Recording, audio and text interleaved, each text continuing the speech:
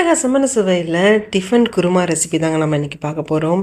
காலையில் இட்லி தோசைக்கு இந்த குருமா வச்சிட்டிங்கன்னா நைட்டு டின்னருக்கு சப்பாத்திக்கு இதே குருமாவே யூஸ் பண்ணிக்கலாம். அவ்வளோ ருசியாக இருக்கும். செய்யறதும் ரொம்பவே சுலபங்க. டேஸ்ட்டு சூப்பராக இருக்கும். இட்லி தோசை சப்பாத்தின்னு எல்லாத்துக்குமே அல்டிமேட்டான டேஸ்ட்டில் இருக்கும். மிஸ் பண்ணாமல் இது ட்ரை பண்ணி பாருங்கள். வீட்டில் எல்லாருக்கும் ரொம்பவே பிடிக்கும். வீடியோக்கு ஒரு லைக் கொடுத்துட்டு வீடியோ சேவ் பண்ணி வச்சுட்டு செய்து பாருங்கள். இப்போ எப்படி செய்யுதுன்னு பார்க்கலாம். இதுக்கு முதல்ல ஒரு கடாயில் 3 டேபிள் ஸ்பூன் அளவுக்கு எண்ணெய் சேர்த்துக்கோங்க. எண்ணெய் காஞ்சதும் ஒரு துண்டு பட்டை சேர்த்துக்கோங்க. அடுத்து 4 கிராம்பு, ஒரு பிரிஞ்சி இலையை இது போல் உடச்சி சேர்த்துக்கோங்க. அடுத்து வெங்காயம் சேர்த்துக்கலாம். மீடியம் சைஸில் 3 வெங்காயத்தை நான் சேர்த்துருக்கேங்க பொடியாக அரிஞ்சிட்டு. நீங்கள் பெரிய வெங்காயமாக இருந்தால் 2 வெங்காயம் கூட சேர்த்துக்கலாம். இது கூட 2 கொத்து கருவேப்பிலையை சேர்த்துட்டு மிதமான தீயில் வச்சு நல்லா வதக்கி விட்டுக்கோங்க. வெங்காயம் நல்லா நிறம் மாதிரி வதங்கி வரணும். அப்போ தான் சுவை ரொம்பவே நல்லாயிருக்கும். சீக்கிரமாக வதங்கி வர்றதுக்காக உப்பு சேர்த்துக்கலாம். 1 டீஸ்பூன் அளவுக்கு உப்பு சேர்த்துக்கிறேன். சேர்த்துட்டு இது கூட 2 பச்சை மிளகாயை பொடியாக நறுக்கிட்டு சேர்த்துக்கலாம். இப்போ இதை நல்லா கலந்து விட்டுக்கோங்க. லோ டு மீடியம் ஃப்ளேமில் வச்சு இது நல்லா வதங்கி வரட்டும். இது வதங்கி வர்றதுக்குள்ளே நம்ம ஒரு மசாலாவை அரைச்சி எடுத்துகிட்டு வந்துடலாம். மிக்சர் ஜாரில் ஒரு 6 பல் பூண்டு சேர்த்துக்கோங்க. இது கூட ஒரு 1/2 இன்ச் அளவுக்கு இஞ்சி சேர்த்துக்கோங்க. அடுத்ததான் சோம்பு சேர்த்துக்கலாம். 1/2 டீஸ்பூன் அளவுக்கு சேர்த்துக்கோங்க. அடுத்து மிளகு 1/2 டீஸ்பூன். அடுத்து கசகசா 1/2 டீஸ்பூன். 2 டீஸ்பூன் அளவுக்கு பொட்டுக்கடலை சேர்த்துக்கோங்க. அடுத்து கொஞ்சமாக கல்பாசி, கண்டிப்பாக கல்பாசி சேர்த்திங்கன்னா தாங்க குருமா ரொம்பவே வாசமாக இருக்கும்.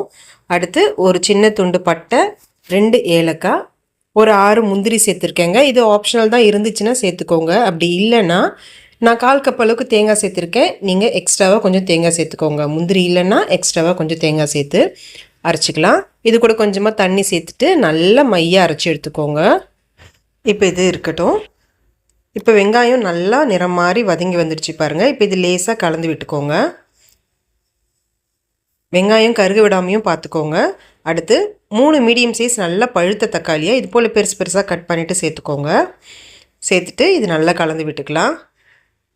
இது தக்காளி குருமா அப்படின்றதுனால தக்காளி கொஞ்சம் பெருசு பெருசாக இது போல் சேர்த்திங்கன்னா ரொம்பவே நல்லாயிருக்குங்க பார்க்குறதுக்கு. தக்காளி குழஞ்சி வரணும்னு அவசியம் கிடையாது. ஒரு 2 நிமிஷத்துக்கு மிதமான தீயில் இது போல் வதக்கி விட்டுக்கோங்க. அடுத்து 1/4 டீஸ்பூன் மஞ்சள் தூள், 1 டீஸ்பூன் அளவுக்கு வெறும் மிளகாய் தூள், அடுத்து 1/2 டீஸ்பூன் கரம் மசாலாவை சேர்த்துட்டு லோ ஃப்ளேமில் வச்சு ஒரு நிமிஷத்துக்கு நல்லா கலந்து விட்டுக்கோங்க. மசாலாவோட பச்சை வாசனையெல்லாம் போகிற அளவுக்கு நல்லா லோ ஃப்ளேமில் வச்சு கலந்து விட்டுக்கலாம். அடுத்து இப்போ நம்ம அரைச்சி வச்சுருக்க மசாலா விழுதை சேர்த்துக்கோங்க. சேர்த்துட்டு கைவிடாமல் ஒரு 2 நிமிஷத்துக்கு இது நல்லா கலந்து விட்டுக்கலாம். மசாலாவோட பச்சை வாசனையெல்லாம் போகிற வரைக்கும் 2 நிமிஷத்துக்கு நல்லா கலந்து விடுங்க. மீடியம் ஃப்ளேமில் வச்சு கலந்து விட்ட பிறகு இப்போ இந்த குருமாக்கு தேவையான அளவுக்கு நம்ம தண்ணி சேர்த்துக்கலாம். நான் 2 கப் அளவுக்கு தண்ணி சேர்த்துக்கிறேங்க. மிக்சர் ஜாரில் சேர்த்துட்டு அதுக்கப்புறம் சேர்த்துருக்கேன். அதாவது ஒரு 300 ml அளவுக்கு இந்த தண்ணி இருக்கும். இது இந்த குழம்பு நல்லா ஆறி வரும்போது நல்லா கெட்டிப்படும். அதனால் தண்ணி கொஞ்சம் நீங்கள் எக்ஸ்ட்ரா கூட சேர்த்துக்கலாம். சேர்த்துட்டு இப்போ இது நல்லா கலந்து விட்டுடுங்க. இந்த ஸ்டேஜில் உப்பு சரியாக இருக்கான்னு பார்த்து தேவைன்னா சேர்த்துக்கலாம். இப்போ மூடி வச்சுட்டு ஒரு 5 நிமிஷத்துக்கு நல்லா கொதி வரட்டும். இப்போ 5 நிமிஷம் கழித்து பார்க்கலாம். வாசனை சூப்பராக இருக்குங்க. நல்லா பொடியான இருக்குன்னா கொத்தமல்லி தூவிட்டு கலந்து விட்டுருங்க. இப்போ ஸ்டவ் ஆஃப் பண்ணிடலாம். அவ்வளோதாங்க, அட்டகாசமான சுவையில் இருக்கும். இட்லி தோசை சப்பாத்தி எல்லாத்துக்குமே ரொம்பவே பர்ஃபெக்டாக இருக்கும்.